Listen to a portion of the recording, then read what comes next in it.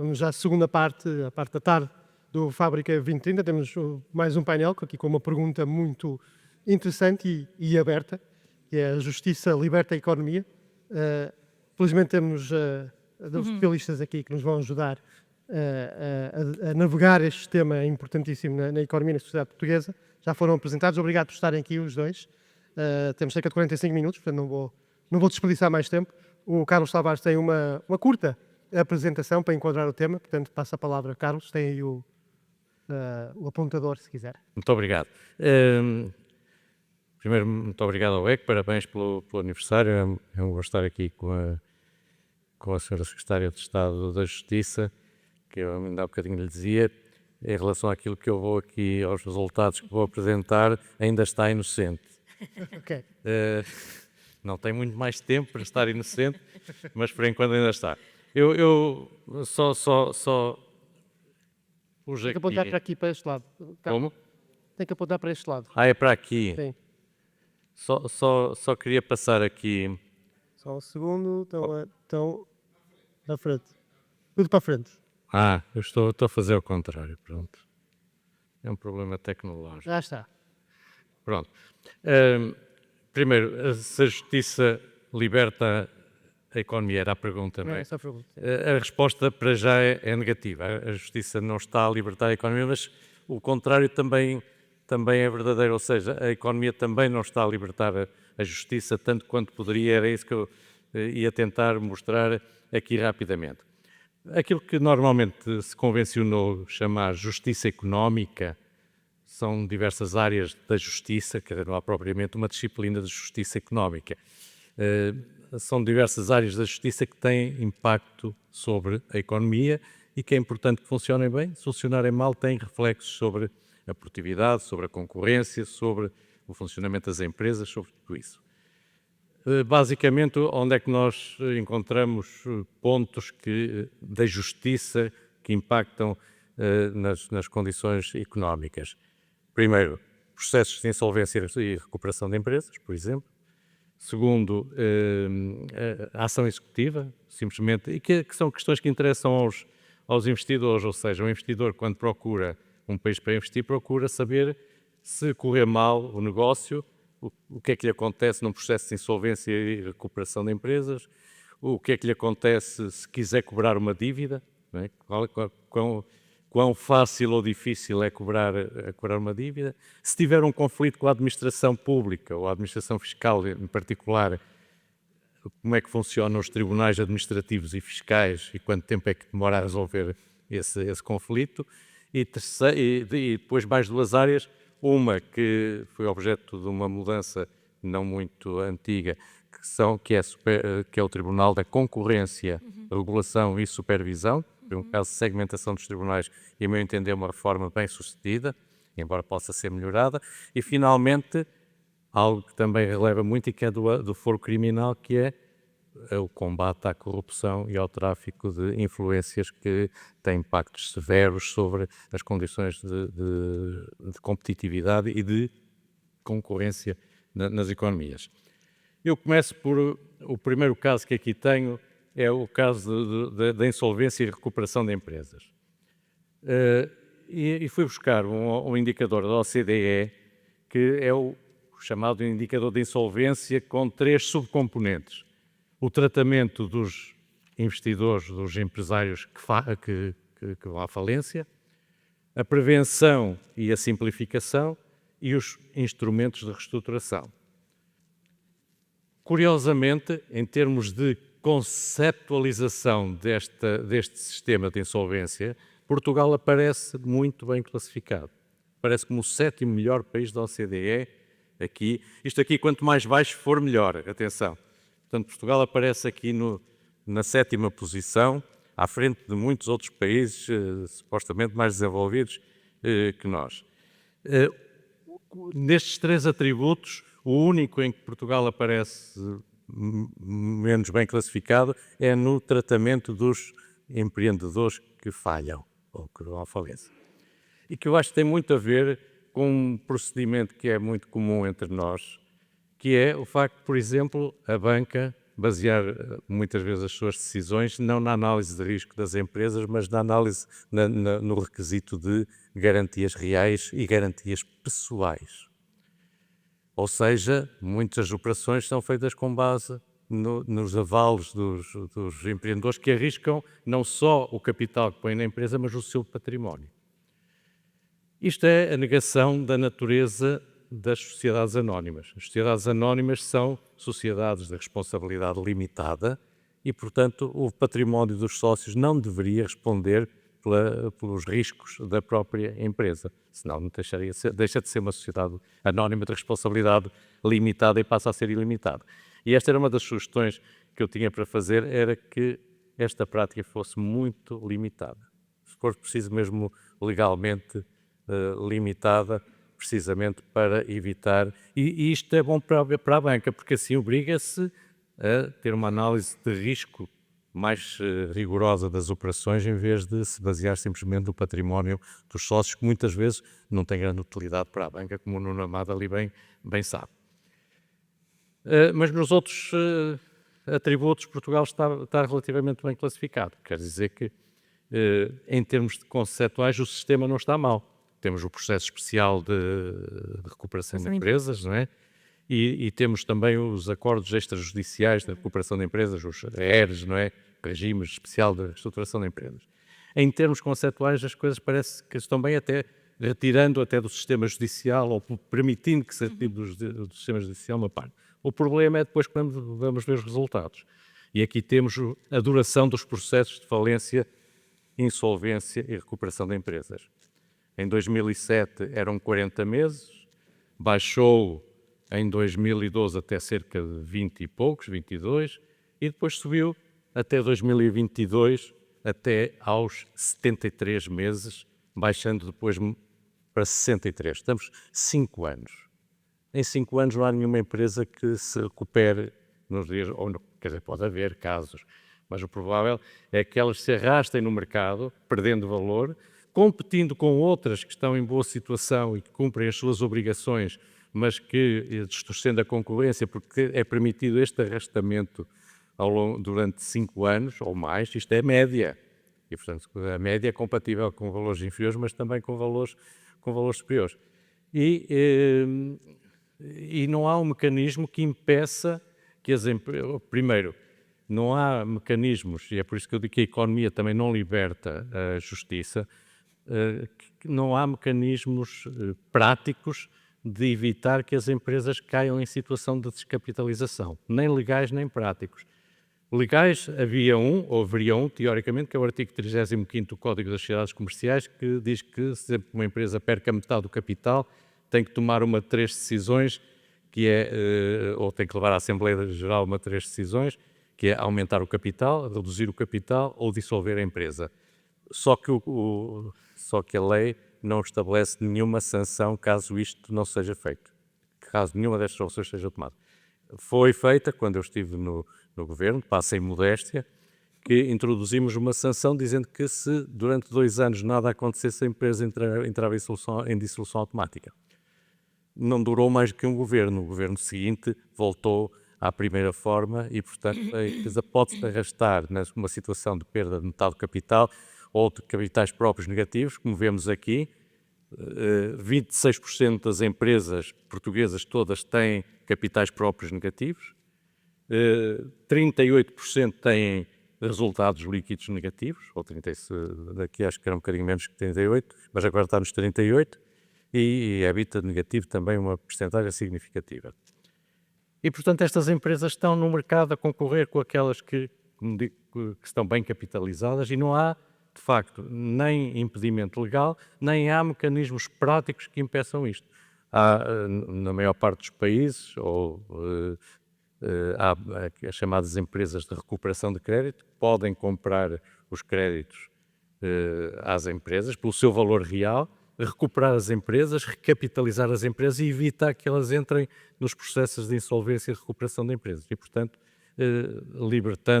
recuperando, de facto, trata-se de recuperar créditos, recuperando as empresas. Em vez de ser operações de recuperação de créditos, são operações de recuperação de empresas.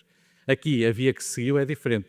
como a regulação impôs que os bancos reduzissem muito rapidamente os rácios de crédito mal parado, os bancos venderam por grosso as carteiras de crédito a agentes, normalmente operadores internacionais especializados, que é que fazem? Vão executar os créditos, entrar no sistema judicial rapidamente, executar as empresas e muitas vezes não há qualquer recuperação da empresa, há simplesmente uma recuperação do necessário para pagar o dinheiro que eles pagaram pelos créditos que adquiriram.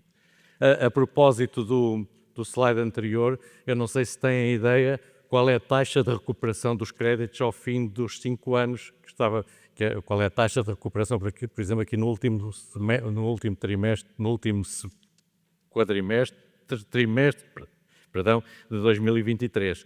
Não sei se tem, o nosso moderador é capaz de dizer uma hipótese, quanto é que se recuperou nestes processos em média, qual é a taxa de recuperação dos créditos, quantos por cento? Não sei. Sim, um palpite. 60. 60, 8. 8%. Estamos mal. Foi a taxa de recuperação dos créditos. E, portanto, de facto, no final, pouco resta. E por isso, quer a legislação, através do artigo 35, pode impedir o arrastamento das situações, quer a prática do mercado pode também retirar do sistema judicial uma boa parte, recuperando as empresas em devido tempo e precocemente, sem as deixar chegar à entrada nos processos de recuperação de empresas. Carlos, sei que tem mais slides, mas também gostaria de já envolver a Secretaria. Deixem-me só contar a história da ação executiva, que depois a Secretária de Estado pode... Porque a ação executiva, que é a facilidade, a maior ou menor facilidade de recuperar uma dívida, é um caso exemplar daquilo que eu tenho sempre dito, que fazer uma reforma não é fazer uma lei, ou melhor, ao contrário, se quiserem, fazer uma lei não equivale a fazer uma reforma.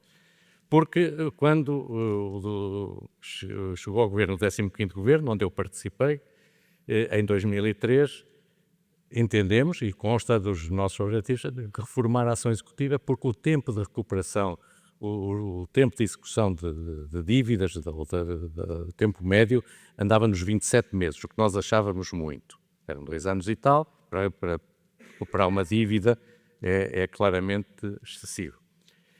E então, o que é que aconteceu? Foi feita a chamada reforma da ação executiva. Andava uma lei a ser discutida desde 2000, que não tinha sido aprovada, e, portanto, em 2003 foi aprovada uma lei diferente da que andava a ser preparada, mas, em meu entender, com os princípios corretos, de simplificação, de poder retirar, de limitação da intervenção judicial, de privilegiar a tramitação eletrónica, tudo isso, estava tudo correto, tudo bem, e eu ainda hoje, nestes dias, estive a reler a lei e estava bem. O que é que aconteceu? Os tempos médios, a partir que em 2003, quando a reforma foi feita, eram de 27 meses, em 2007 já andava perto dos 40 meses. Então o que é que aconteceu? Em 2008 foi feita outra lei da ação executiva, que foi aprovada, introduziu os solicitadores de execução, reforçou a tramitação eletrónica, supostamente simplificou, e depois, 2008, foi publicada a lei. O que é que aconteceu? Os 40 meses que estavam em vigor em 2008, em 2013 estavam em 45, aproximadamente. E então, em 2013, fez-se nova lei. Portanto, em ciclos de 5 anos, e a nova lei que se fez em 2013, também, mesmos objetivos, por aí fora, o que resultados deu, diminuiu inicialmente, mas depois voltou a aumentar, e chegámos a 2021, chegámos aos 55 meses, salvo erro, de duração média destes processos. Depois diminuiu nos 2 últimos anos, é verdade, mas mesmo assim ainda estamos nos 38, 39 meses, ou seja, voltámos praticamente ao valor de 2007, chegaram ao mesmo lugar sem sair. 3 leis depois, e depois em 2014, 2015 e 2018 ainda foram publicadas portarias para modificar o processo. Carlos, vou aproveitar para falar em reformas e leis, fazer uma pergunta aqui à Secretária de Estado da Justiça. Esteve aqui o Primeiro-Ministro hoje de manhã, que disse uma coisa interessante logo no início, que é parece mais, mas este governo só tem funções há 8 meses, e diz-se um governo reformista. Foi na campanha e logo a seguir, que o que falhou entre os governos foi a falta de reformismo, do incentivo para reformar. O que é que vê como prioridades de reformas podemos esperar na justiça deste governo, no que toca especialmente a este ângulo, que seja no ângulo concreto da competitividade e da atração do investimento, conforme o Carlos já referiu? Muito bem, muito boa tarde. Antes de mais, cumprimentar a plateia, agradecer o convite. É para mim também uma enorme honra partilhar o palco com o Dr. Carlos Tavares e, portanto, também dar-vos nota também de que na apresentação e na preparação já combinamos mais conversas a seguir a esta, porque acho que também é importante e procurando desde já responder à pergunta, este governo de facto tem esta intenção, esta motivação reformista, como o Sr. Primeiro-Ministro o disse hoje, e nunca em tempo algum o iria contrariar, bem pelo contrário, completamente assumida, e o Ministério da Justiça com esta vontade dele próprio ser também motor dessa mudança. Nós, como disse também, nós estamos neste governo há aproximadamente 8 meses, ainda não são 8 meses, mas faltam ainda uns dias, e estamos quase a perder, como dizia também o Carlos Tavares no início, o ainda não somos responsáveis. E eu acho que isto é um peso enorme que eu, enquanto neste momento empossada desta função, temporariamente, é um tema que me preocupa e desafia. Eu não quero estar no ainda, eu quero estar no já, no aqui e no agora. Este Ministério da Justiça alavancou o seu plano estratégico, se quisermos, em 4 grandes áreas, muito rapidamente.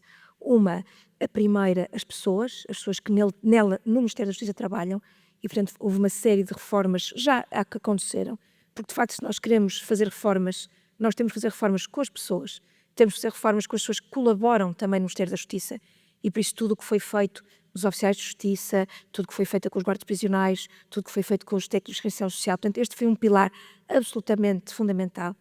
Um segundo pilar absolutamente fundamental também é, para nós, a eficiência, e eu costumo dizer na minha apresentação, eu fui jurista há 20 anos, nos últimos 20 anos trabalhei na área da gestão, e se com muita modéstia, com muita humildade, posso dizer que eu acho que aquilo que também a Sra. Ministra me pediu foi para nós criarmos conceitos de eficiência e de efetividade na área do Ministério da Justiça, e portanto é o nosso segundo pilar. O terceiro pilar são os processos, e os processos aqui muito alavancados por aquilo que é a transformação digital. Nós temos um PRR em curso, na Justiça, penso que todos saberão, mas na Justiça o PRR é exclusivamente para a transformação digital, não temos um único cêntimo para o edificado ou para o património, é exclusivamente para a transformação digital, e nós não podemos perder esta oportunidade de agarrar-nos nos processos e de olharmos, e estes processos ajudarem a uma transformação. Eu desafio imenso as equipas, nós não podemos digitalizar a burocracia, nós temos que aproveitar esta oportunidade para olhar para os processos e transformá-los numa parte digital, noutra vai ser só manual. Mas não podemos, esta é uma oportunidade única que o país tem e nós não podemos desperdiçar. E por último, o quarto vetor, que nós temos sempre muita preocupação também, e não vos escondo, é com as pessoas que nós temos mais frágeis, se assim quisermos. Prisionais, inserção social, tudo que são as áreas mais frágeis da população. Portanto, baseado nestes 4 critérios, temos um plano estratégico, um deles, e como o Sr. Primeiro-Ministro também disse hoje, é exatamente, e foi também um combate e uma agenda que a Sra. Ministra apresentou no prazo dado, que é a nossa agenda de combate à corrupção. O Dr. Carlos Tavares já disse, se nós queremos fazer reforma, nós temos que restaurar a confiança dos cidadãos na Justiça. E para restaurar a confiança dos cidadãos na Justiça, nós temos que dizer que a Justiça persegue, a Justiça condena, a Justiça vai atrás, independentemente da qualidade do agressor, qualquer que seja a sua posição, a Justiça vai atrás, a Justiça combate, a Justiça tem meios à sua disposição para que a corrupção e o combate à corrupção seja uma medida muito relevante deste governo. Poderei falar noutras, mas não queria também agora estar Um bom princípio. O Carlos disse aqui uma coisa interessante, de leis diferentes que acabaram por não ter grande efeito, ou até efeito contrário. As reformas, não só na área da justiça, quase todas, têm que ser feitas a 20 anos ou mais tempo, não é? Não é só numa legislatura que vamos conseguir reformar processos muito complexos. Como é que poderá ser desta vez? Podemos esperar um pacto para a justiça? Olhamos para um Parlamento altamente fragmentado, vemos a negociação do Orçamento de Estado, vemos um Parlamento muito partido.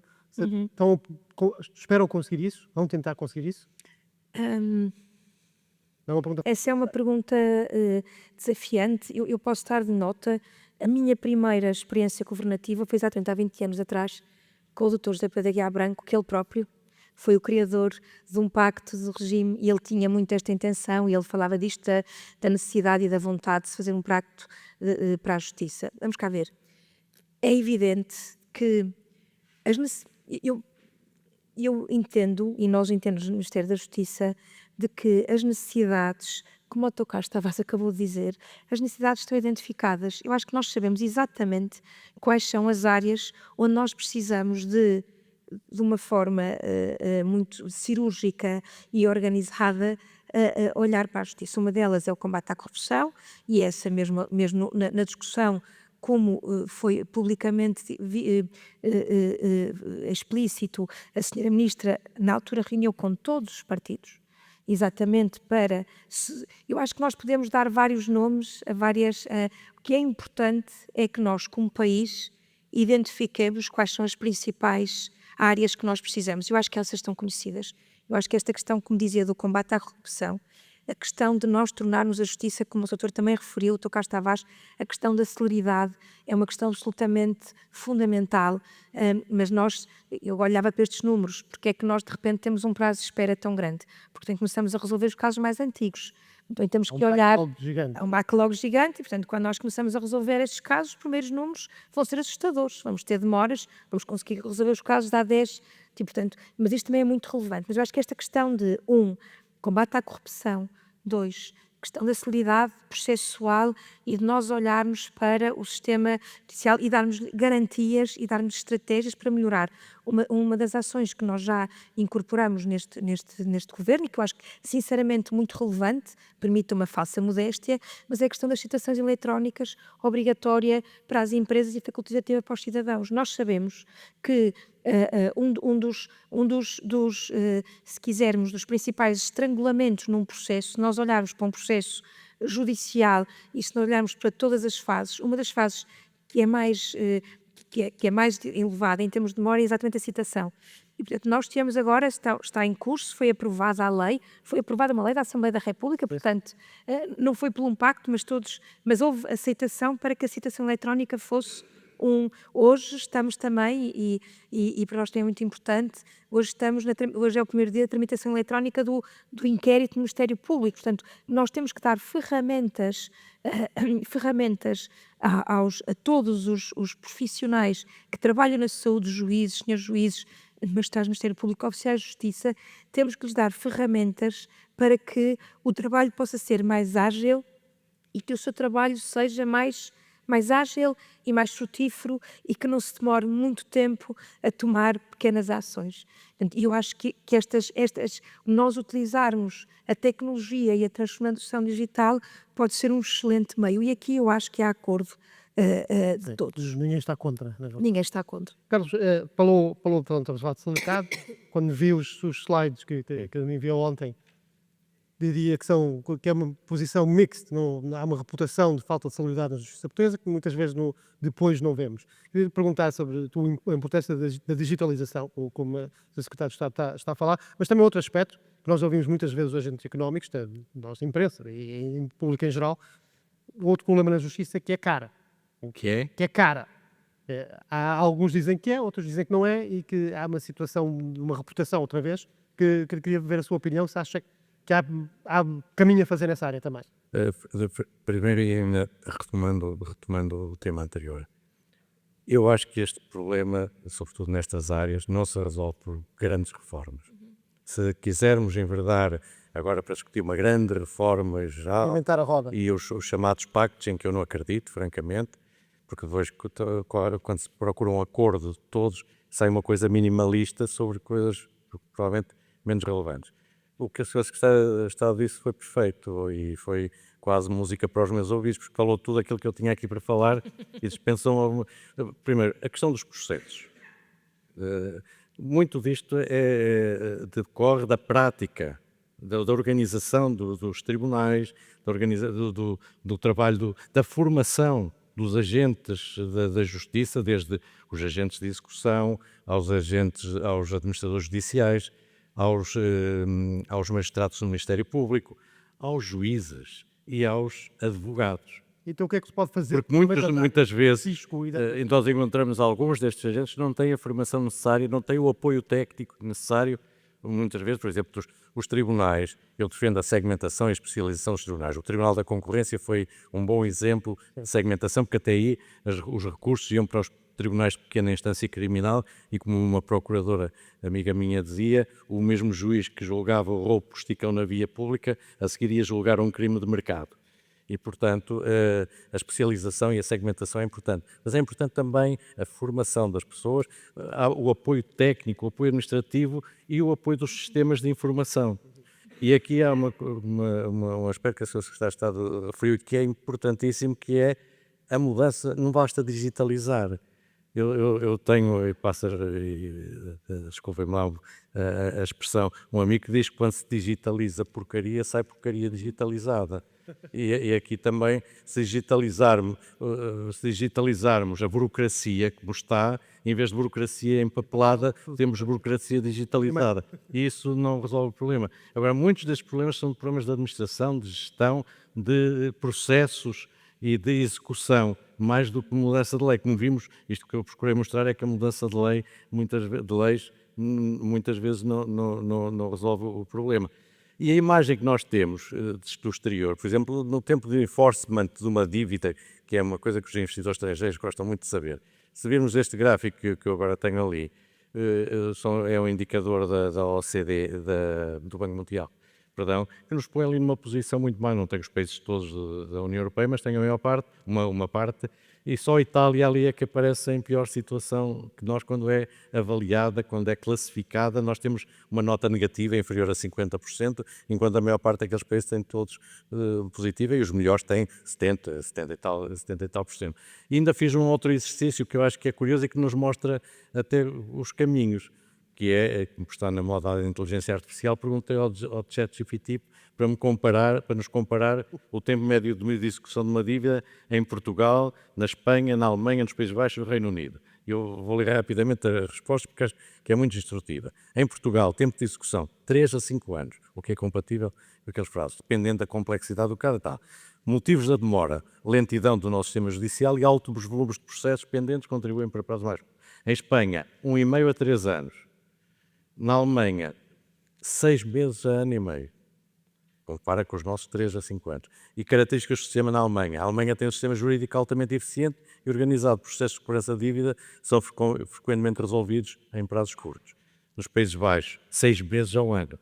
Muitos processos podem ser tratados rapidamente, especialmente se não houver contestação, que também é evidente.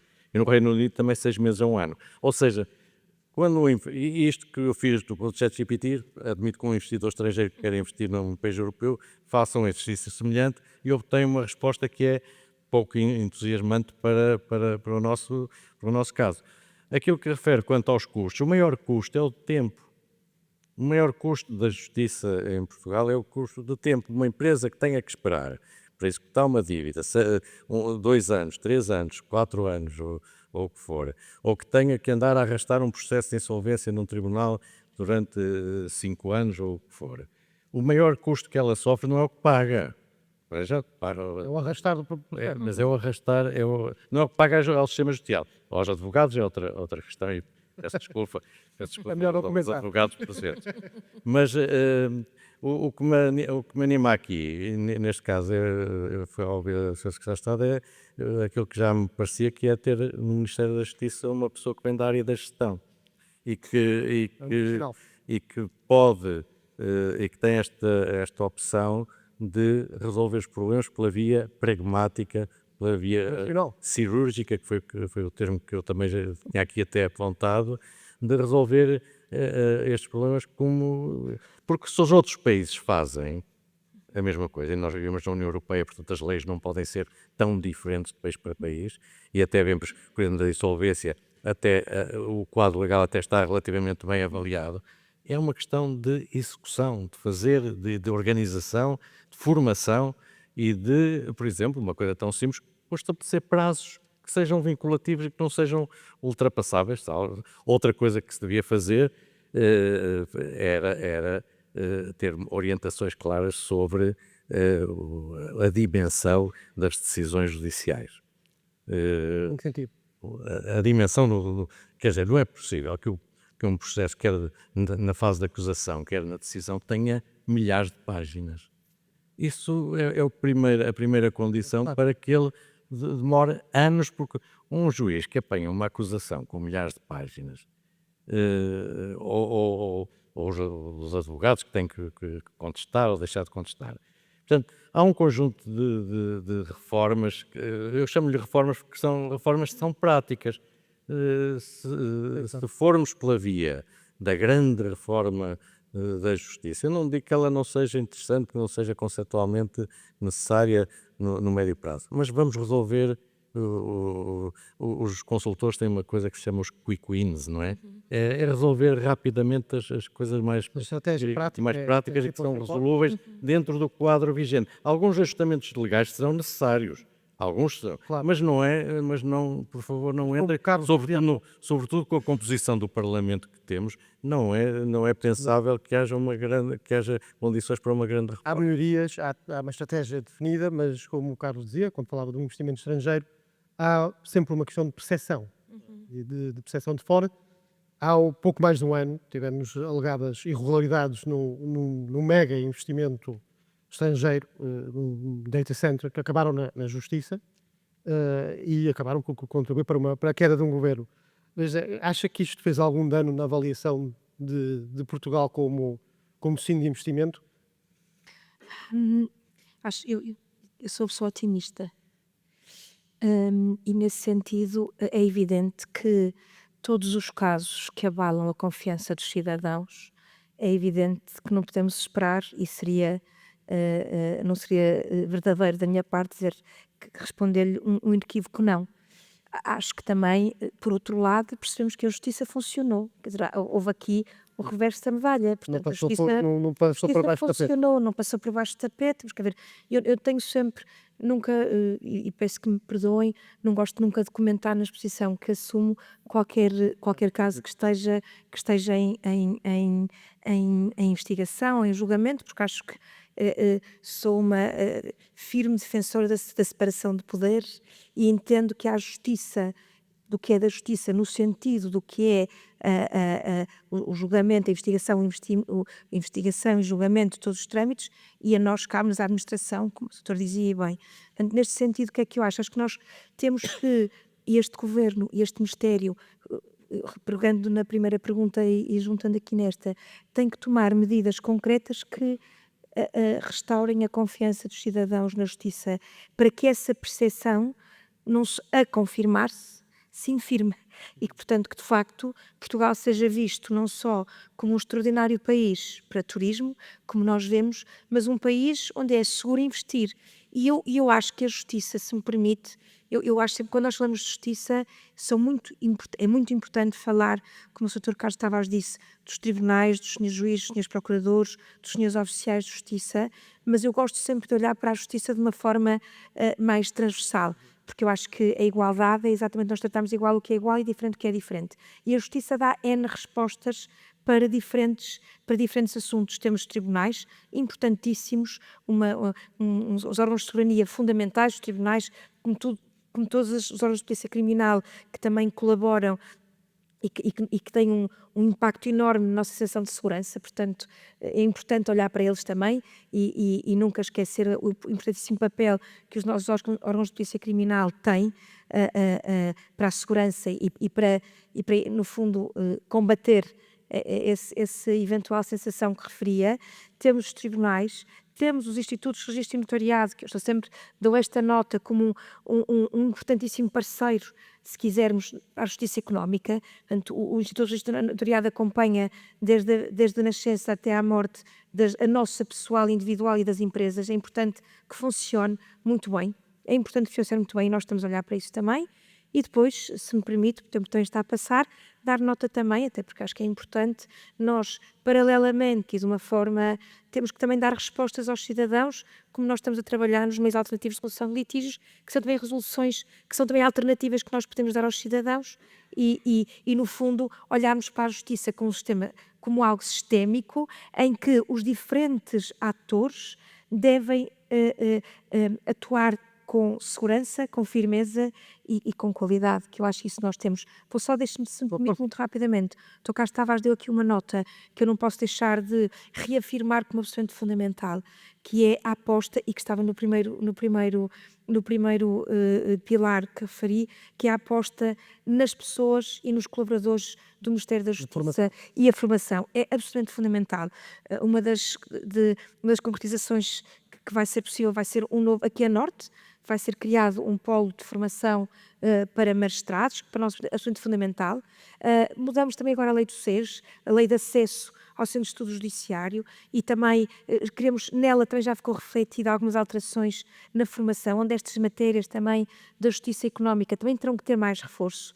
Portanto, nós é evidente que nós temos pouco tempo, e nós vamos ser julgados, entre aspas, no pouco tempo que temos. Isto não nos deve impedir de sermos sérios nas decisões que tomamos, mesmo que algumas, mesmo que sejam cirúrgicas, só tenham impactos daqui a alguns anos. Algumas estratégias alternativas, não é? Diferentes. A Maria José tem falado sobre os meios de resolução alternativa de litígios. Acha que são usados como devem ser em Portugal, ou ainda temos um caminho para correr? Tem havido aumento, não é? Acho que temos um caminho para percorrer, sinceramente. Eu queria também dar esta nota. Nós decidimos, nós no Ministério da Justiça, ontem, se me permitem esta partilha, ontem um senhor dizia-me: decidimos melhor com os pés. E eu achei super interessante, e uma das, no sentido em que quando nós vamos aos sítios e levamos os nossos pés, também vemos e construímos melhor.